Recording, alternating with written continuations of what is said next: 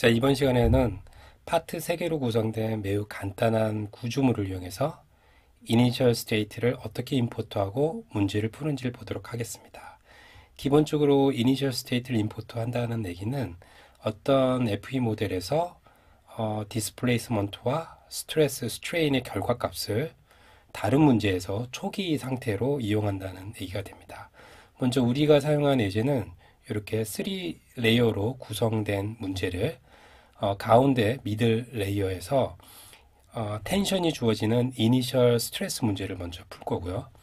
그 다음에 탑 서피스는 픽스가 돼 있고 바텀 서피스는 처음에 이니셜 스트레스를 임포트 할 때는 평형 상태를 유지하고 이후 스텝 3에서는 보시는 바와 같이 바텀 서피스를 프리하게 놓고 디스플레이스먼트를 위로 올라가는 값을 주었습니다. 그리고 마지막에는 바텀 서피스를 프리로 놓게 됩니다. 그러면 마지막 스텝 3에서 결과값은 중간층에서 텐션으로 주어져 있던 이니셜 스트레스 값에 의해서 위는 픽스돼 있고 그 다음 바텀면은 프리한 상태의 평형 상태에 도달하게 될 텐데요. 이 평형 상태에 도달되어 있는 파트 1, 파트 2, 파트 3 중에 특정한 파트를 특정한 스텝에서의 결과값으로 이니셜 스테이트로 불러 들어올 수 있습니다. 이 예제에서는 지금 파트 3 부분의 마지막 스텝의 결과값을 불러들인 다음에 문제를 푼 결과가 되겠습니다. 자, 그러면 실제로 아바쿠스로 한번 볼까요?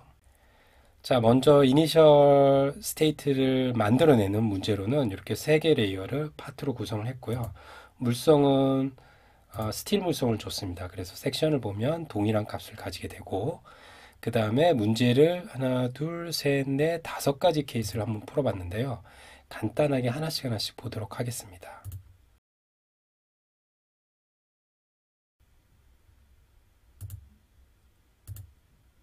자, 두 번째 이니셜 스테이트라고 되어 있는 모델이 실제로 4번 모델 다시 4 다시 이니셜이라고 하는 문제에서의 결과값을 임포트하게 되는데요. 이것도 보면 섹션이 3가지 모두 다 같고 파트는 3개로 구성되어 있습니다. 그러면 첫 번째 우리가 처음에 풀었던 문제는 어떤 식이냐면 파트가 3개로 구성되어 있고 머티리얼은 하나로 주어졌습니다. 200기가파스칼에 0.3 포화성 레이셔니까 스틸에 가깝고요. 그 다음에 어셈블리는 요 3개를 그냥 다 불러들이는 케이스가 되겠습니다. 그래서 파트 1, 파트 2, 파트 3가 되겠죠. 자, 요거를 전체를 선택을 해볼까요? 파트로 선택을 해서 그렇죠. 어셈블리. 네. 자, 그 다음에 파트로 다 구성되어 있으니까 당연히 각 층마다의 조건은 타이로 묶어줬습니다. 각 서피스의 라인을 정의를 한 다음에 타이로 묶어줬고요. 그 다음에 바운더리 컨디션은 보시는 바와 같이 탑 서피스는 픽스를 시켰고요.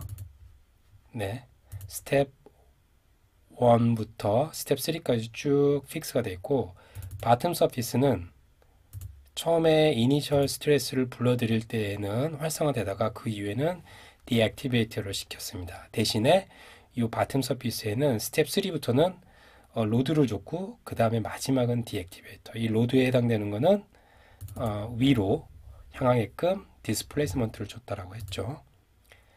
자, 그리고 이 문제는 이 가운데층을 이니셜 스트레스를 구한다고 그랬으니까 자, 이니셜 스트레스로 시그마 1이나 시그마 2, 시그마 3 방향으로는 모두 다 100메가파스칼을 주고 슈어 스트레스는 0인 이니셜 스트레스를 부여를 해서 문제를 풀었습니다.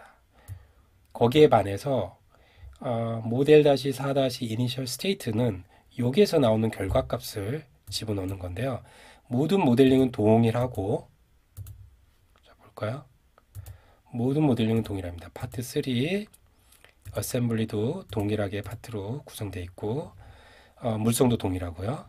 그 다음에 컨스트레인트에서 타이 컨스트레인트도 동일하고 그 다음에 바운더리 컨디션은 다르겠죠. 처음에 탑만 픽스를 시켰습니다. 스텝 1, 2가 있는데 여기 볼까요? 스텝이 1, 2, 스텝 1까지만 있는데요.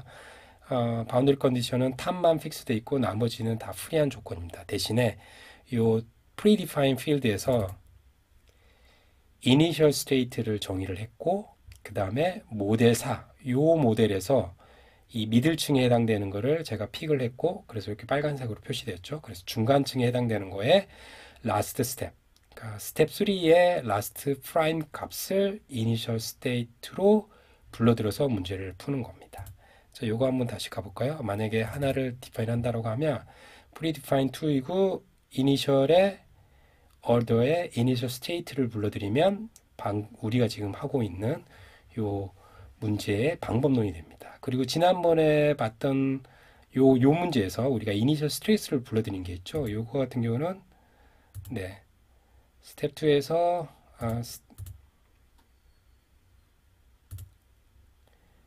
미케니컬에서 요 스트레스를 선택을 하게 되면 이니셜 스트레스 문제가 풀리는 거고요. 이번에는 이니셜 스테이트, 즉 스트레스만 불러온 게 아니라 스트레인도 불러오고 디스플레이스먼트, 변형도 같이 불러오게 되는 겁니다.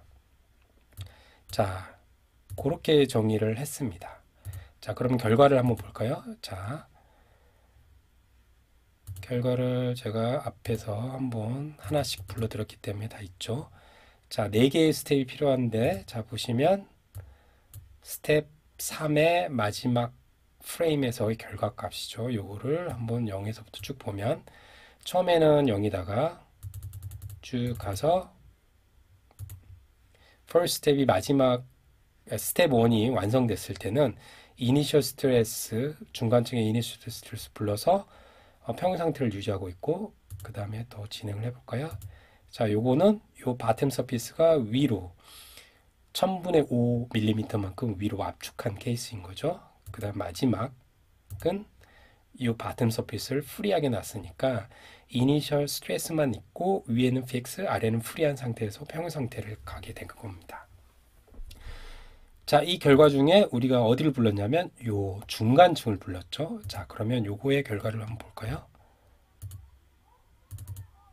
자, 보시면 요거의 결과값인데 스텝이 하나밖에 없죠. 그러면 초기에 어떤 값을 가진지를 보면 네, 여기 파트 1, 파트 2, 파트 3 중에 파트 2에 해당되는 초기 값을 불러들어온 겁니다. 그래서 폰 미셋 스트레스를 보면 5.405, 5.405 동일하죠. 나머지 층은 다 제로로 세팅되어 있습니다.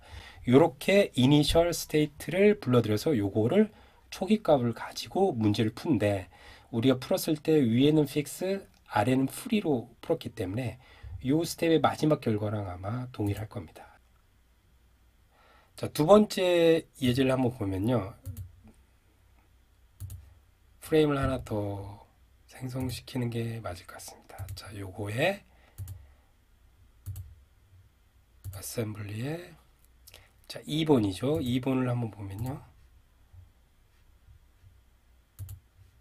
자, 똑같이 파트 3인데 이번에는 뭐가 다르냐면 네, 불러 들어온 파트가 요 세 번째 파트를 불러드렸고요. 마찬가지로 파트 2M이라고 하는 모델링을 했는데요. 얘는 뭐가 다르냐면 파트 3를 불러드렸는데 이제는 섹션을 보겠습니다. 네, 물성을 제가 다르게 했습니다. 즉 초기의 결과값 불러드리는 모델과 다른 물성일 때는 어떻게 되는지 여전히 적용이 가능하다는 것을 보여줄 겁니다. 그 다음 마지막으로 세 번째 모델을 한번 보면요. 자, 얘는 마지막 스텝 파트 3를 불러드렸고 물성도 다른데 이제는 스텝이 중간 스텝, 임의의 우리의 선정한 스텝의 프레임을 불러들일 수 있다는 걸 보여주는 문제고요. 그 다음에 마지막 4번은 뭐냐면 볼까요?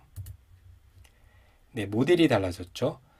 파트 1, 2, 3이 있는데 1번이 날아가고 2번과 3번이 있고 새로운 파트 4가 붙었습니다. 즉 기존에 불러드리려고 하는 결과값 중에 불러드리는 파트를 제외한 나머지 임의의 파트를 제거를 하고 임의의 새로운 파트를 추가한 다음에 물성이 서로 다른 값을 부여하고 이니셜 스테이트를 불러드렸습니다. 자, 자, 결과값들을 하나씩 한번 보면요. 자, 요 2번을 한번 볼게요.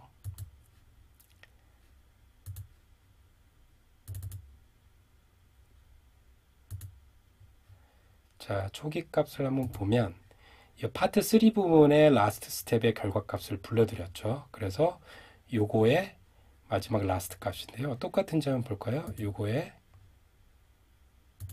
라스트 값이었는데요. 파트 3를 선택하도록 하겠습니다. 요거의 replace. 네. 자, 보시면 2.525 폼미세스 2.525 폼미세스 동일하죠. 즉 파트 3 부분에 이니셜 스테이트를 불러드린 거고요. 요거는 시간이 지나면서 문제를 풀면 네, 새로운 평행점에 도달하게 되는 거죠. 자, 그 다음에 2m은 뭐였냐면 다시 한번 볼까요? 자, 2m은 마찬가지 파트 3 부분을 이니셜 스테이트로 불러드렸는데 앞 결과와 조금 다른 결과가 나왔습니다. 즉 파트 1과 파트 2의 물성을 바꿨죠. 그죠? 자, 그 다음에 3m은 뭐였냐면 자, 그리고 3m은 뭐였냐면